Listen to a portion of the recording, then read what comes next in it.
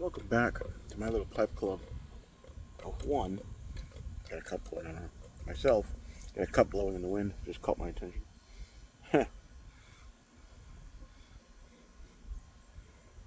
today,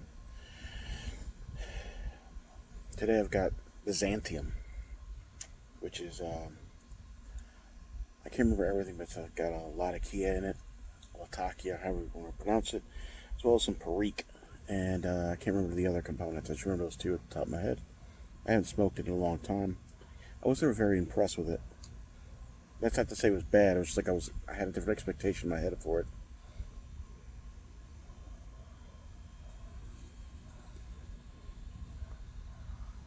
I'm smoking my K-Witty pot. It's got a nice, it's not very tall, but it is quite wide. Holds a good amount.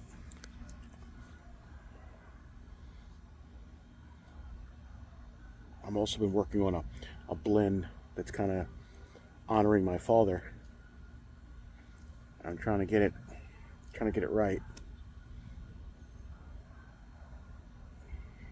Trying to get that blend between the sweetness, but then my aim is to get the initial note to be sweet, but then go into a strong kind of like burly, earthy, pepper, spicy, right? I want spicy on it because my dad was he had a great sense of humor. Made a lot of dad jokes. Always quick to laugh, sweet and everything. But he also had that other side of him that was short-tempered at times because of his time in Vietnam. He had some PTSD and whatnot, and certain things would trigger him. There's stories I could tell. I mean, one time he almost shot a guy on his roof. They were doing roof work, and the guy on the roof had one of those like wide brim, like straw hats that you would see like in Vietnam. There was I don't know what they're called, but he came out the house, saw him standing on the roof, and my dad had like a little 22 or something like that. He pulled it out and demanded him get off the roof, get off. Was yelling, screaming, get ready to shoot him. He kept telling the guy, take your hat off, take the hat off. And the guy finally took it off, and that's when my dad kind of sort of break down crying and everything, realizing where he was at and what's going on. But that's just like it's different things like that. He might get angry at times, and just fly off the handle. So I wanted something to kind of mimic that idea of sweet and spicy. So I think I know what components I'm working with so far. So far I've got Burley, Red Virginia, Perique, and Darkfire. So it's similar to Old Joe Krantz in that sense, with the Burley, Perique, and Red Virginia mix. It's a strong Perique blend. I think I want to say 40% of it was Perique so far.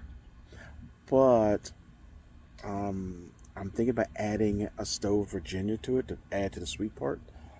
So I might reduce some of the percentages that's mixed in there to kind of get that sweetness up. I might reverse the Burley Red Virginia because I think I have more Burley than Virginia.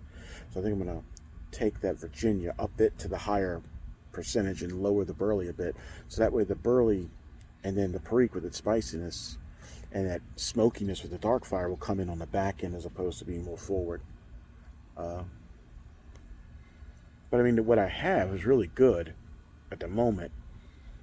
I might use what I have blended so far for something else, like something else, like a different name or something, honor something else with that.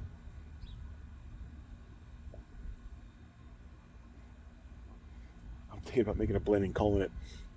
I wanted to make a blend that's like kind of with the Confederacy in mind, like the South, and I'll say about calling it Northern Aggression, or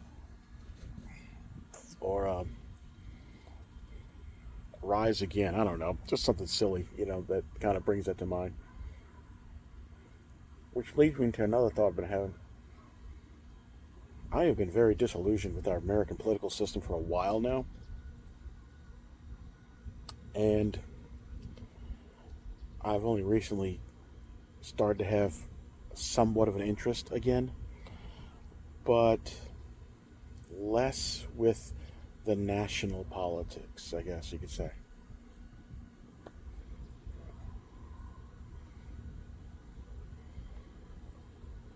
In other words, I'm getting less concerned with like the Fed. There's so much. I'm like, as in like who's being elected,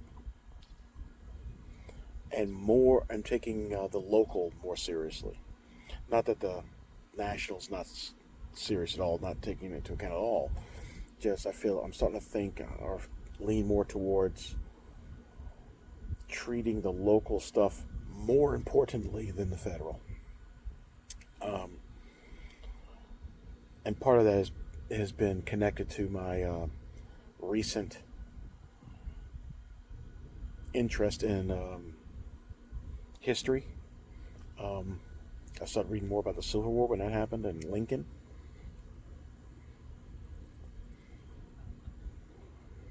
Started understanding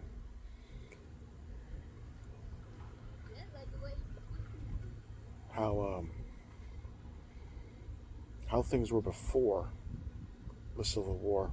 Like, what was the idea behind the United States and states' rights and that kind of thing, and how that changed um, after that,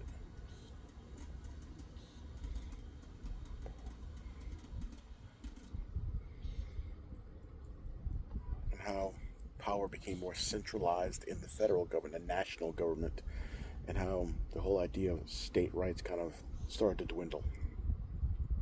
Uh, in my own mind, I'm seeing a connection between that and the death of the family and a rise of more individualism. Because I've always been taught, and for a while I agreed with, you know, the basic building block of society is the individual. But in later years, I started to think that's not accurate, really. The basic building block of society is the family. An individual is not a society. A family is a society on the smallest scale. The society of the family.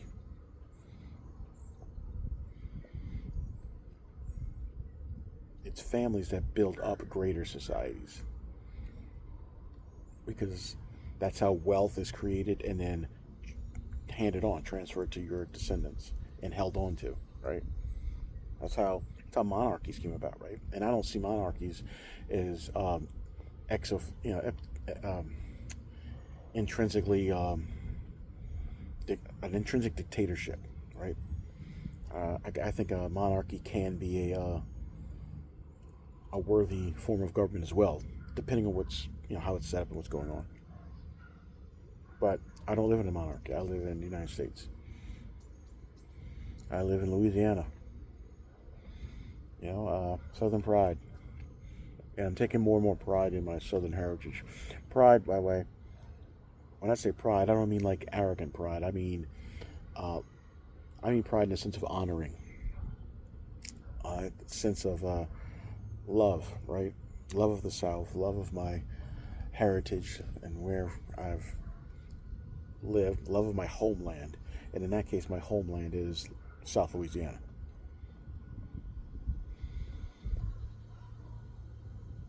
The good with the bad. I don't pretend like bad things didn't happen. I say, yeah, those bad things happen. Those are wrong. That doesn't mean my Southern heritage is somehow evil. Just like America has done evil things, really bad things. But that doesn't mean the country should be hated or that it's evil in its soul or something. It's like, yeah, we've done bad things. Every country has, every people has, every person has. But those evil things do not define the person. You know, what are a person's principles? Right? What are you aiming towards? What are your beliefs? And then what do you do with those beliefs, right? That's what's going to define you. And your family, you know, where you come from defines you. Ultimately, what really defines you is your life in Christ, you know, your baptism. That's your true definition, but I'm talking on a natural level, you know, those things that build who you are and who defines you in a natural sense. Is your family, your heritage, where you come from. Sometimes those heritages and cultures and things need to change, right? Sometimes those things have done evil things. I mean, the Aztecs, for instance, they were cutting the hearts out of people, right? That part of their culture needed to die. That needed to go away, right? That doesn't mean everything about them needed to be wiped out, right?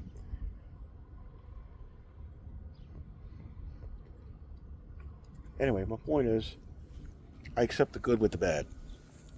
And I can still be proud of something while recognizing, yes, it has done evil things before. I can hold that the South is a wonderful place. It had a better sense of honor and culture and the Constitution, upholding the Constitution as the founding fathers did, um, and still recognize slavery is evil, right? Um, I can recognize that slavery was an issue at one point, while also recognizing that wasn't the biggest issue going on with the Civil War and everything. There were other things as well. I can see the complexity of it, right? I can see both. Is my point. So anyway, I'm granting on and on about that. But the whole point, what got me onto that was the investment in the local politics, um, and trying to reclaim that idea of subsidiarity, uh, of taking care of your own, in a sense, right?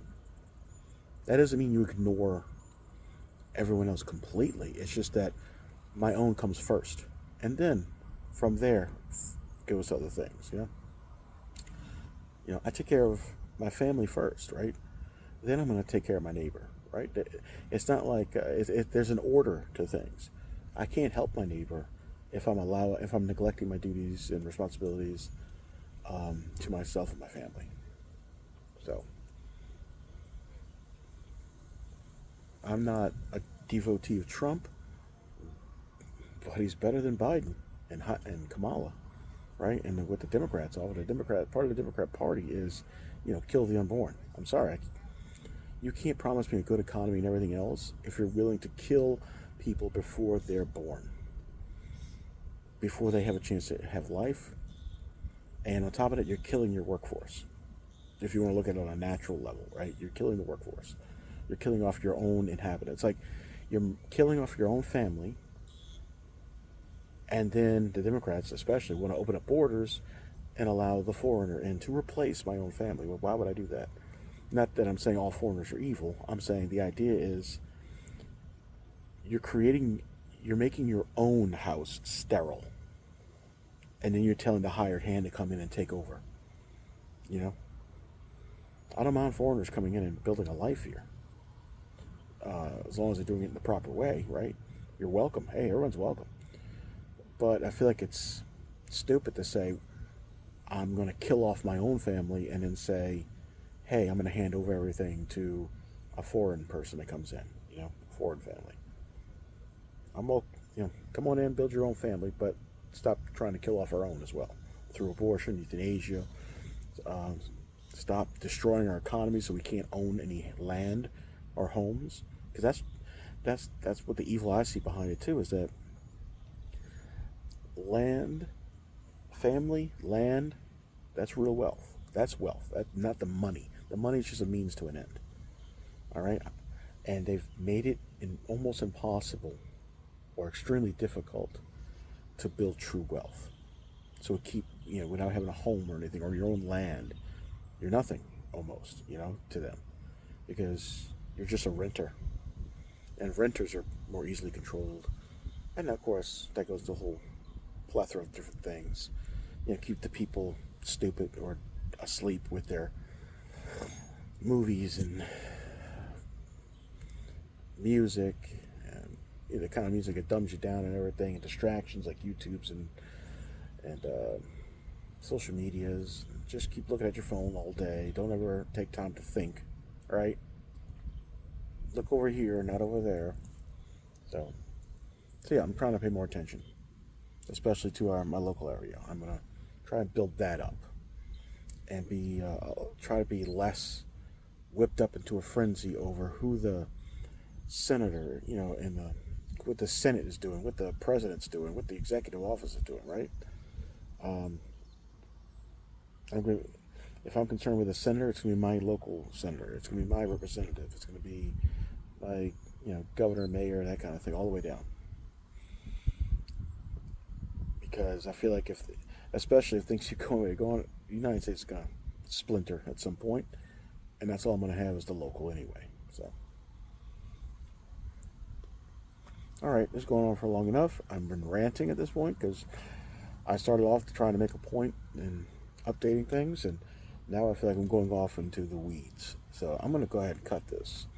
So thanks for joining me for my Pie Club again with Fluer-De-Lys.